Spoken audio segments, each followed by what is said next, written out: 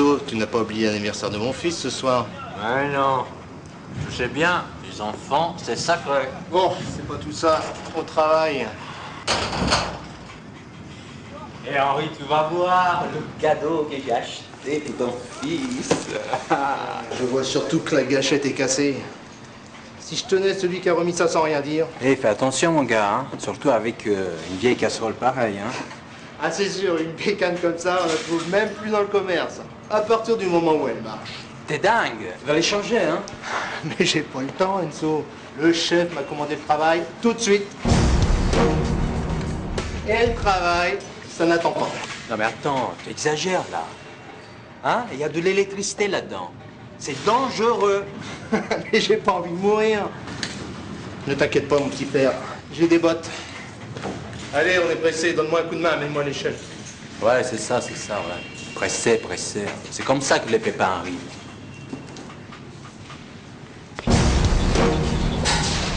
Du travail d'origine électrique diminue chaque année, mais on notera qu'ils se font en majorité en basse tension. Les experts sont unanimes, la prévention est nécessaire pour lutter contre les...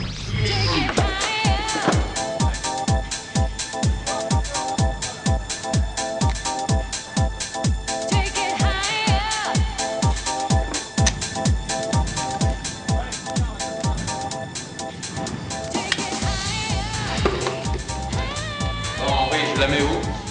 Si, là, contre le coffrage.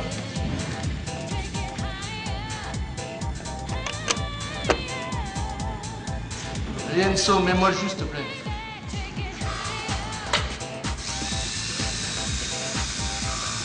Mais... Eh Henri, regarde. La terre n'est pas accordée là. Attends, je finis ça, Enzo. Attention là. Il arrive quelque chose de grave à Henri. Mais pour mieux comprendre, rappelons d'abord quelques notions d'électricité. Longtemps associée à la colère des dieux, la foudre est la manifestation la plus spectaculaire de l'énergie électrique. Comme pour la foudre, le courant produit par un générateur est constitué de charges électriques qui se déplacent d'une borne à l'autre. Sur la plupart des générateurs en courant alternatif, l'une des deux bornes est reliée à la Terre. C'est cette borne qu'on appelle le neutre. L'autre borne s'appelle la phase. En branchant la lampe à la prise, le courant emprunte aussitôt le chemin entre la phase et le neutre. Et là, où est la phase? Difficile de savoir. Ah, peu importe, le danger est bien là, invisible, tapi dans ses fils dénudés. Ou ces rallonges branchées qui traînent ça et là, le courant est prêt à montrer les crocs. Et quand on parle de danger... C'est de danger de mort. En milieu mouillé, avec le courant alternatif, on peut mourir à partir de 25 volts. 25 volts seulement? Quand on pense que nos perceuses comme celle d'Henri fonctionnent en 230 volts. C'est fou. On parle pourtant de basse tension.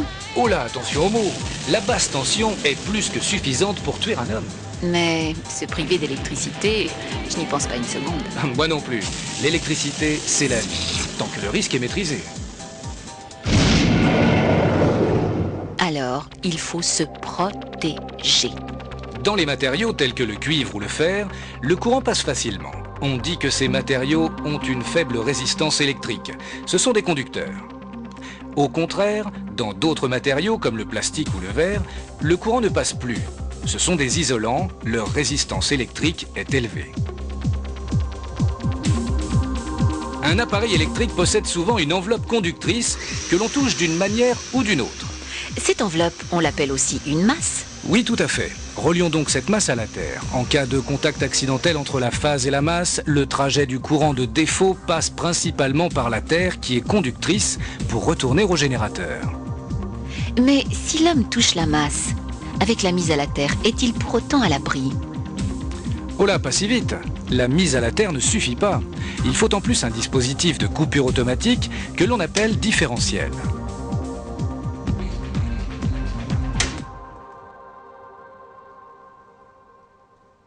Oh là là, la Terre reliée à la phase d'un circuit sous tension, mais je rêve. Vert jaune pour la mise à la Terre. Un conducteur bicolore à ne jamais confondre. Oh, que Que s'est-il passé pour Henri? Le ressort de la gâchette cassée a fait contact entre la phase qui alimente l'appareil et la masse de la perceuse qui n'est pas reliée à la Terre. Le courant de défaut avait donc rendu l'objet dangereux. Et Henri a pourtant des bottes bien isolantes et perce un trou dans du bois. Oui, mais l'échelle métallique est en contact avec la Terre, ce qui permet au courant de passer. C'est en descendant d'un échelon qu'Henri empoigne le montant de l'échelle. Première hypothèse, ses mains sont parfaitement sèches et le courant qui lui traverse le corps provoque un arrêt respiratoire dû à la contraction du diaphragme. Sûrement la mort à partir de 3 minutes de contact. Deuxième hypothèse, Henri a les mains mouillées. Or, l'eau diminue la résistance d'Henri. Le courant provoque un arrêt circulatoire. La mort est proche. Qui penserait qu'un travail aussi banal que de percer un trou dans du bois comporterait autant de dangers? Pour sauver Henri, Enzo doit d'abord le soustraire au courant. Mais attention, en touchant Henri sans être isolé, il serait lui aussi électrisé. En fait, il coupe le courant au disjoncteur. Il aurait pu aussi enlever la prise ou se servir d'un objet isolant. Ensuite, c'est une question de secondes. D'où l'importance pour tous de suivre une formation au premier secours. Et c'est ce qui a permis à Enzo de sauver Henri.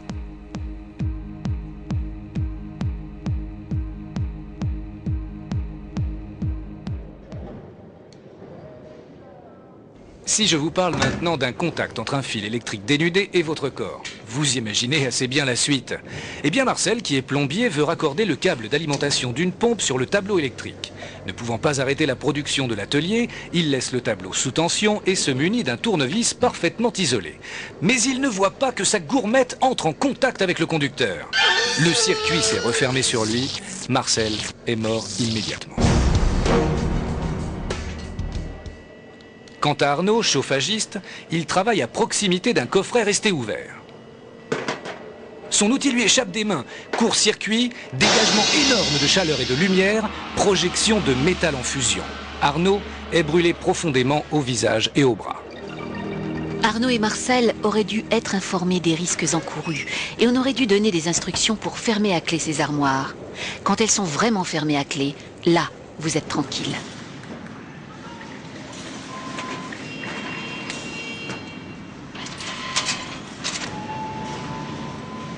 Tiens, l'outil s'arrête. Exactement ce qu'il faut faire, Kader. Mettre hors tension. Ah, est-ce que le câble n'aurait pas pu passer ailleurs? Je vous le demande. Oh non, Kader, pas de bricolage! Hé, collègues, avez-vous prévenu le chef avant de remettre le courant? Non!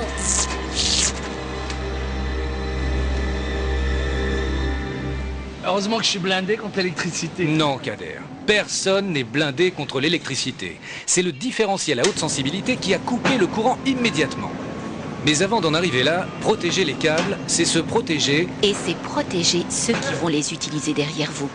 Petite remarque en passant, débrancher un appareil en tirant sur le câble, ça n'arrange pas les choses non plus. Oh oh, un faux contact. Pleine d'initiative, Sophie décide de le réparer elle-même. Premier risque, elle coupe le courant à l'interrupteur. Vous pensez que ça suffit? Eh bien non. Résultat, une chute grave. Alors, Sophie? Je comprends pas. J'avais pourtant coupé le courant. Oui, à l'interrupteur. Mais c'est au disjoncteur général qu'il faut couper. C'est le premier réflexe à avoir, même pour changer une simple ampoule. Une inversion anormale des conducteurs, et ça arrive, n'a permis de couper le circuit que sur le neutre. La phase continuait donc à alimenter le circuit. Si bien que Sophie a fermé le circuit entre la phase et la Terre avec son corps. Il faut bien comprendre que la prévention passe d'abord par le respect de la réglementation. Certains évoqueront le manque de temps. Je sais, ce n'est pas toujours facile. En ce qui vous concerne, vous êtes des pros. Mais vous n'êtes pas électricien. Vous n'avez donc pas la qualification pour intervenir sur un circuit électrique. Vous risquez tout simplement la mort. En cas de défaillance électrique, avertissez l'électricien. Ne tentez rien par vous-même. Lui seul a la connaissance suffisante. Regardez-le, c'est son métier. il a reçu une habilitation pour travailler en présence du courant. Et il s'équipe d'une tenue adéquate. Oui, Henri, tu as intérêt à vérifier périodiquement ton matériel pour ta sécurité. Ah oui, ça, j'ai tout compris. Et si j'ai un problème avec la perceuse, je l'envoie tout de suite à réparer. Ouais. Et moi, je m'adresse aux responsables. La bonne qualité de l'installation, ça, c'est du ressort de l'entreprise. Mais n'oubliez pas, même avec du bon matériel, les dangers subsistent. Et une bonne organisation du travail est fondamentale pour éviter ces accidents trop souvent dramatiques. Et Henri, regarde. Je l'ai gardé au chaud en retour. Tu sais, ça m'a vachement secoué quand même ton histoire. Parce que moi, je vais te dire une chose. Je trouve que c'est con de jouer sa vie avec le courant comme une roulette russe. Une fois, deux fois, trois fois. Cling, cling, cling, rien ne se passe. Et puis un jour... Boum! Tu laisses ta peau. C'est pas grave ça, mec? Hein? C'est pas grave ça, mec? Hein?